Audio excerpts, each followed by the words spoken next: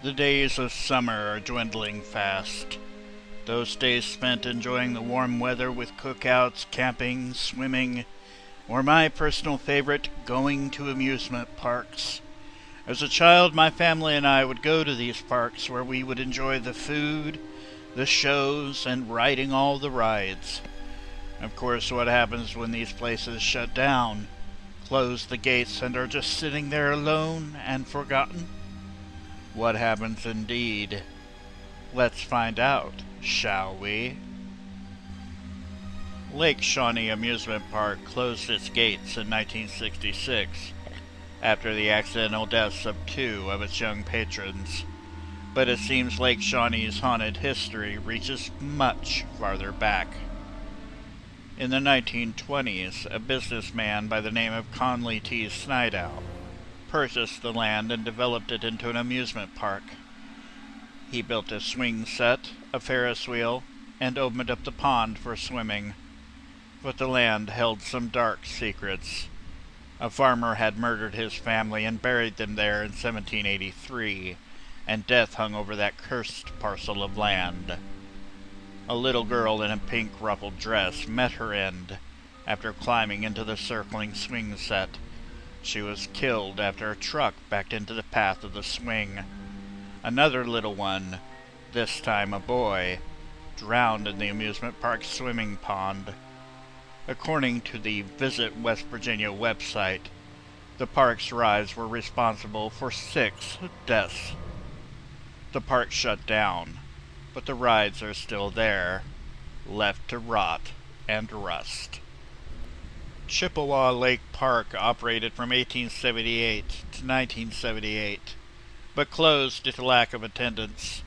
Its rides and structures were left largely untouched and unmaintained for over 30 years.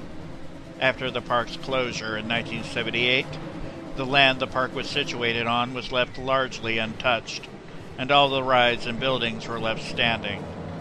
Up until the end of the 1990s, the park remained in fairly good condition, and some of the rides were still usable.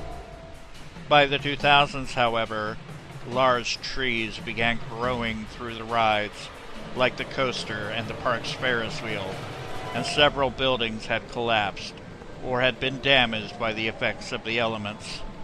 All of the structures in the park became rusted and rotted without any hopes of repair.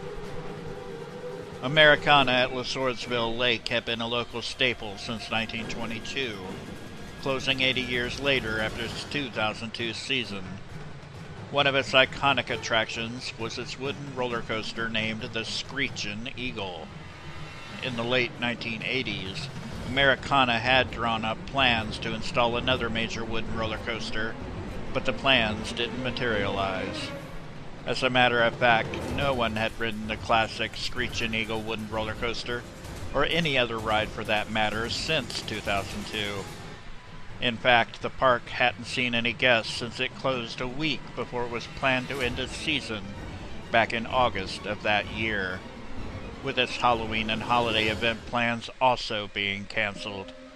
A place that once provided so many memories and served as a symbol of the fading era of the classic American amusement park sat quiet and abandoned. Priapat Amusement Park was to be opened on May 1st, 1986, in time for the May Day celebration. But the plans were interrupted when on April 26th the Chernobyl disaster occurred only a few kilometers away. The park was opened for a couple hours on April 27th to keep the city people entertained before the announcement to evacuate the city was made. Today, the park, and in particular the Ferris wheel, are a symbol of the Chernobyl disaster. The parks here are closed, but they still hold many memories and stories that will never be forgotten. Some claim that ghosts still roam these places, perhaps still remembering a happier time. And with that, it's time for me to go. Till next time, I'll be seeing you.